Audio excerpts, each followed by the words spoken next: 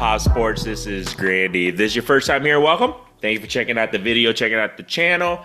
You guys are returning. Welcome back, everybody. Hopefully, everybody had a great Christmas. Sorry. Really didn't get a chance to record during the break. Obviously, lots of family stuff, lots of kids stuff, lots of presents and stuff. So, been pretty busy, so didn't get a chance to record. But obviously, throughout the break and everything, I didn't really take any days off. I was actually still listing on my eBay store. Actually just got done with the Whatnot show a couple days ago and did pretty decent. I wasn't sure what to expect, especially during the holidays, to see how many people are willing to purchase, sports cars, things like that. So it was decent, and there you guys go. So make sure you guys follow me. My Whatnot, the next Whatnot show I'm probably going to do, I'm mostly going to focus on the weekends. I feel like weekends I'm doing better on my Whatnot show, so make sure you guys follow me. Links in the description for Whatnot. Also, eBay store links in the description. Feel free to make any offers. I've been listing.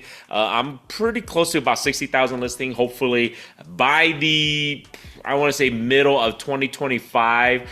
My goal is to hopefully have close to 75,000 listings, and hopefully by the end of 2025, I'll be anywhere between 75 to 100,000 listings. That is my current goal for 2025 in regards to the eBay store. So I'm really grinding, trying to list as much as I can on that. So make sure you guys follow me on that. Feel free to make any offers if you guys looking to purchase anything. Every little bit helps, guys. So jump into it. Q&A, haven't done this in a while, but I had a lot of people, whether commenting or DMing me on Instagram.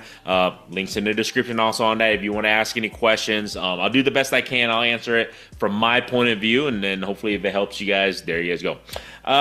First question. And I get this quite a bit more than I anticipate, or even at shows, people are just wondering, how much product inventory do I need to run a show, to do a card show, to get a table, to get a booth? This really just depends. Number one, on the size of the card show, how many days, if it's a 1-day card show, 2-day card show, 3-day card show, are you getting 1, 2 tables, or how big is your booth? What's the anticipation in regard to the amount of foot traffic is going to be at that show? So it really all depends. I mean, technically, I've seen people who do card shows with one display case and that's it. And they tell me to do just fine. And the reason being is because they maybe have some super high-end stuff. So they sell 1 or 2 cards. It literally pays for the whole weekend. So it just depends. If you have lower-end stuff or mid stuff, I'd make sure you have plenty of that, because people tend to go through that pretty quickly. In my case, for me to do a card show, and let's just say if it's a 1-day card show, 1 day. Let's just say if it's a Sunday or a Saturday, whatever the case may be, if it's a 1-day card show, inventory-wise, I want to make sure I usually get about 2 tables. So that's anywhere between about 3 to maybe 4 display cases. So I make sure I have enough inventory to replenish at least, in my eyes, at least 3 to 4 times that display case. So if you sell out of 4 display cases, you want to be able to replenish it. So I want to make sure I have enough, and this is just me, so it's up to you, but I want to make sure I have at least 3 times of whatever display cases I have. So let's say, I don't know how many cards you can fit in that display case, but make sure you can replace it 3 to 4 times. That's just me personally, because I want to make sure if it's a hot show and I sell out within the first hour, 2 hours, I want to make sure I can replenish that for the rest of the card show for that day. If I'm doing a 2 to 3 day card show, multiply that times 2 to 3. Simple as that, guys. So that's where you want to make sure you have enough to be able to do those display cases. Also, I also do wax on top of that. So you want to make sure you have enough retail wax or hobby boxes, whatever the case may be that you're looking to sell. You want to make sure you have enough for a 3-day card show. If you have a 1-day card show, I just make sure I have enough for that first initial table to fill up, if I get 2 tables for my booth.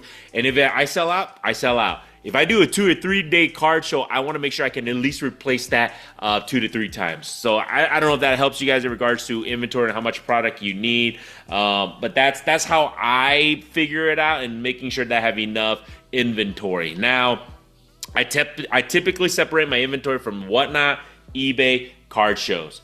It's just really difficult to kind of track that down. I track down all my inventory when I do card shows. If you come and purchase from me, you'll see I always have some numbers on the back because I just track it. It's just easier for me in that sense. But try to separate them if you can. It's just really difficult if you're selling on Whatnot, selling on eBay, and then you're selling at card shows and using the same inventory. It can kind of cross over. You can do maybe a few here and there, but I would try to separate them if you can on that. Also, somebody asked how much inventory do you need for a Whatnot or live auction stream. This is the thing. If you've never done Whatnot or whatever the case may be, if you're wanting to make sure you have enough inventory, let's just say a typical 2-hour stream, if you're doing straight auctions, now I'm talking about straight auctions, a 2-hour stream, you can probably get about anywhere between 125 to maybe 250 auctions if you're running it at sudden death and super fast.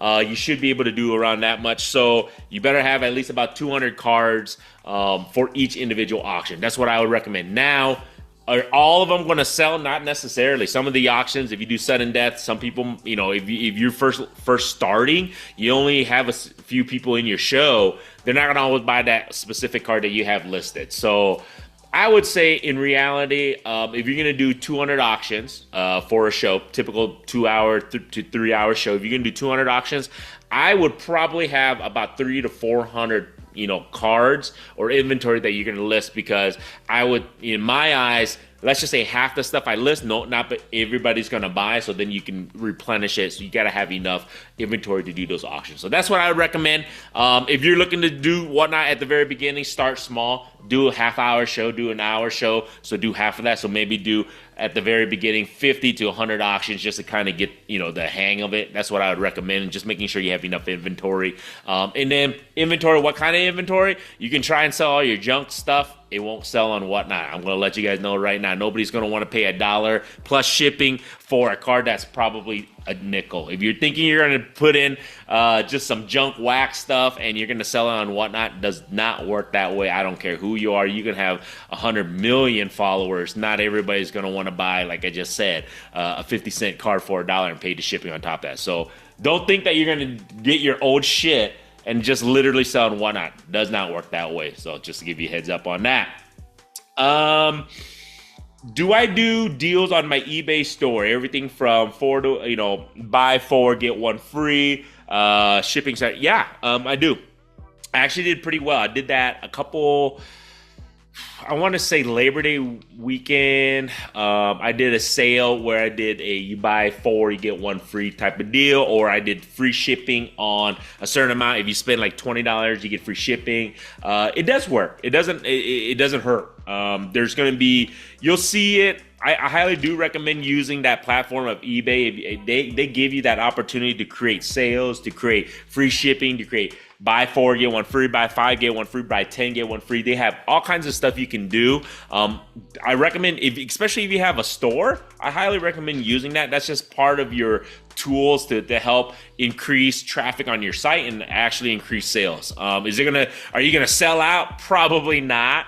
But it does increase sales, so it doesn't hurt. Worst case scenario, people don't buy it, right? And they weren't buying it already. So I would highly recommend using those tools that eBay allows you to use for sales and things like that. So I do that, not all the time, because in my eyes, when you're doing a sale, I don't want to just be a 365-day sale. Then it defeats the purpose. When I do sales, when I do deals like that, I make it relevant to whatever holiday, or to make sure that they are getting a deal, they are purchasing it at that specific time. So that's how I look at it. Up to you how you want to do it on that end. Sports cards versus cryptocurrency. I don't do crypto. I mean, I do a little bit of it. I have a little bit of like Bitcoin, Ethereum, things like that. But I'm not huge into crypto. Do I compare the two? No. Do I invest in crypto? Not really. I just buy it here because I don't want that FOMO, but I don't buy a ton of it, so I don't know it that well. Do I think crypto is better than sports cards? Do I think sports cards are better than crypto? Remember, I really don't believe it as an investment. I do this, like I said, as a job, as a business. So up to you guys. I don't know, man. Like I said, I don't know jack shit when it comes to cryptocurrency. I just make sure I buy a little bit here and there so I don't have that FOMO in about 10 years down the road. So there you go. Scanner. I've done many videos about this. What kind of scanner do I use? Have I done a video on this? I have done a little bit of a video on it. I have a Fujitsu FI 8170. I think that's a different brand now, or they call it something else. I forgot what it's called now, but that's what I currently use. I scan all my cards as much as I can. I try to get at least 200 to 300 card listings a day if I scan it. If I put in inventory into the SKU numbers and all that stuff and list it onto my eBay store. And then that's what I use. So if you guys want to use a scanner, I only highly recommend people using a scanner if you're looking to scan and list at least hundreds to thousands of cards a day or a weekly basis. If you're only listing like 5 to 10 to 20 cards a day, scanner's not really worth the investment. If that is the case, you'd be better off buying a better camera and taking those pictures and listing it, like I said, 10 to 20 cards a day. You'd be better off investing in something that's actually going to benefit you and making nicer pictures. That's what I'd recommend. But if you're looking to get hundreds and thousands of cards, scanning is a scanner like what I use is probably your best bet. And then you're going to have to get a software program you have to pay. I currently use Chrono Cards. I know I've spoke about that before. I did a video on this, how I scan. You just scan it. It connects to your eBay store. Chrono Cards has a eBay connector thing, they call it. And then it automatically, once you make sure the correct information's in that system, then you upload it to your eBay store. It's just a lot of convenience, and it just makes, it's just efficient. That's the biggest thing, is that you're trying to list that many cards. You want to be as efficient as you can, possibly time-wise, because it's a numbers game. The more you list, the more you're going to sell. So that's what I normally do. That's the type of scanner I use. There you guys go. How much does it cost to set up at card shows? Just depends. If it's a big card show, like just say if you're gonna have a card show that's over 100 tables, right? Each table individually just depends on your location. If it's a one-day card show, it'll probably cost you anywhere between $50 to $150 for that table. If it's a 3-day card show, multiply that times 3. You're probably looking around like three to anywhere between about $300 to $400 maybe for the entire weekend. And I did a video on this before. My thoughts are, if you're gonna spend that much, you also got to calculate time, food, transportation, lodging, all that stuff. You got to calculate that to expenses. So whatever your expense is, my thoughts are you better at least, that should be 10% of what you sell. So as I said, if you're spending $1,000 on tables, lodging, food, expensive, you're spending $1,000, in my eyes, that weekend, that card show, you better sell about $10,000 to cover the costs, expenses, revenue-wise, to make it worth it. That's just my thoughts. That's my bare minimum, 10%. 10% should be expenses, costs, all that stuff, and you better be able to sell, above that in my eyes. But that's what you're normally going to cost in regards to tables. Certain small card shows I've done in Midwest and Iowa before, where the table is like $35 for just, for 4 or 5 hours, things like that. So you can find card shows, local shows. You can start at the smallest card shows possible, and you probably can spend, like I said, $35 to $50 to rent that table. So it's not that much. If you can sell maybe 1 or 2 cards that are $400 or $500 a card, you already cover your expenses in my eyes, and you get a little bit of profit margin. So it's very little in my eyes, but that's what the cost is if you're looking to set up at a card show. Like I said, it doesn't include other expenses, but make sure you include that. That's what I would recommend on that. Tips and advice for Whatnot success. So that's a loaded question. There's many avenues in regards to that. I don't feel like I'm the most successful at Whatnot. I just do it because it's another revenue stream, opportunity to generate revenue in my eyes. That's why I do Whatnot. Build your following. I've seen a lot of people who go onto Whatnot. They do 1, 2, 3, 4 shows and they quit because it's tough. You're not going to make money probably the first 10 shows, honestly, unless for some reason you get lucky, and it happens. But you have to build that following. I think that's the biggest rate of success, is to build that following. You'll get repeat customers. If you package yourself nicely, you have nice cards, you ship on time, you'll get repeat customers. I've noticed that. That is my biggest success, is that as long as you ship really quickly, you package nicely and everything like that, and you make sure that your customer's happy, you get repeat customers who come on Whatnot, check out your stream, and you'll get repeat buyers. That's the biggest way to be successful, is to gain those repeat buyers. On top of that, I always go back to, how do you be successful in selling anything, is how you inventory. When I say that, is when you're sourcing, you have to make sure you can get the best inventory possible at the best rate possible. So whenever you buy whatever, inventory, I try to buy them in big lots, and I try to, pay what I can in regards to those lots at 60-70% comps, knowingly that obviously Whatnot takes a fee, and then shipping, all that stuff, packaging, timing, you got to make sure you compensate yourself. So there you go. It comes down to that, how and what you buy inventory wise.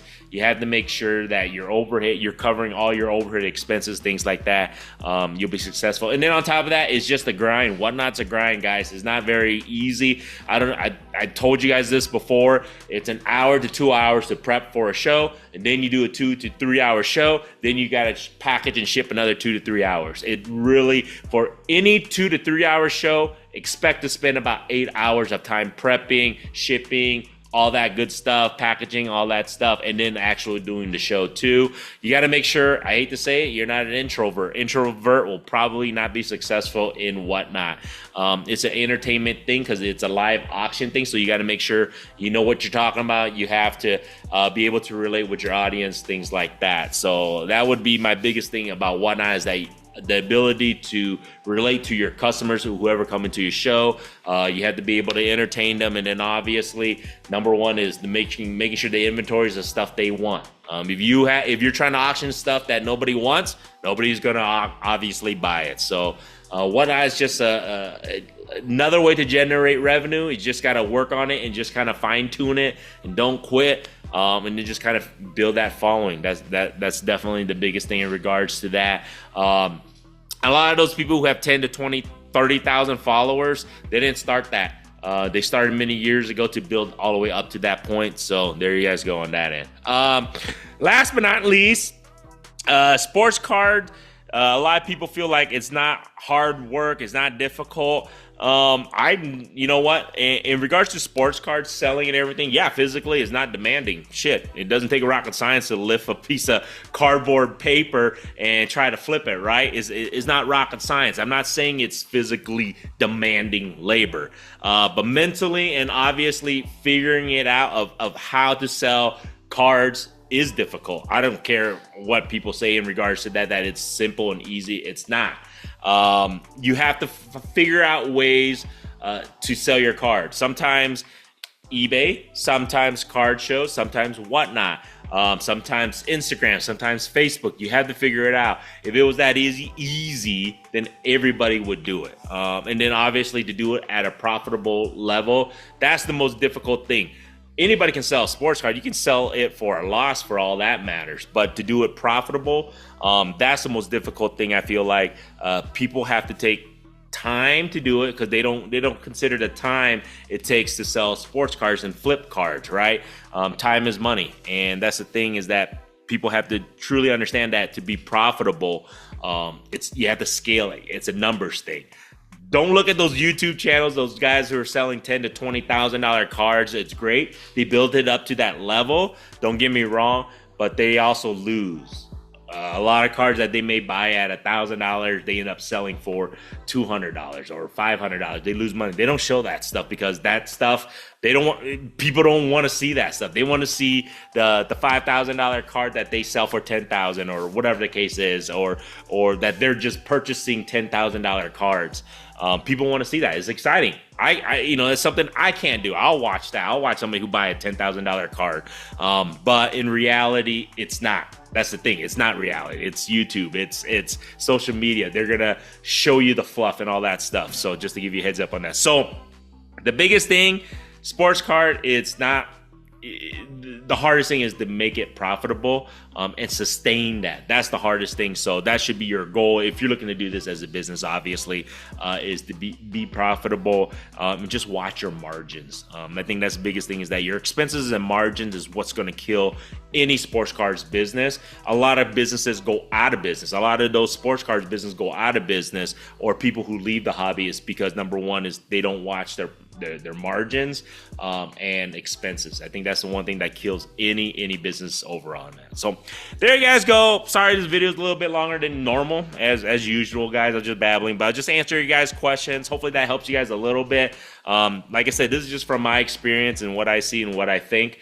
So take it for what it is. If you guys like this stuff, feel free to subscribe. If you have not subscribed, all good. You guys, I appreciate you guys watching the video. And about 50% of you guys, I still look at the analytics, 50% of you guys who watch this video all the way through, crazy, have not subscribed. So, I mean, I still appreciate it, to that level. But don't forget, I will be doing a card show in the Denver area in February. So the first week of February, I think it's February 8th, 9th, and 10th, around that weekend. I'll be doing that show. So if you guys are in the area, stop by.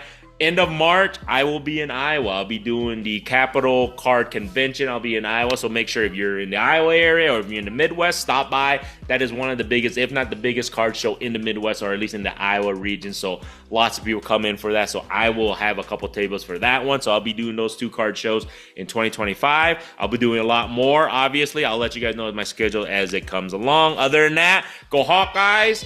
Hawkeyes do play, I think, Missouri in the upcoming bowl in Nashville. Excited for that, to see that gangbuster of an offense of the Iowa, that we call the Iowa Hawkeyes.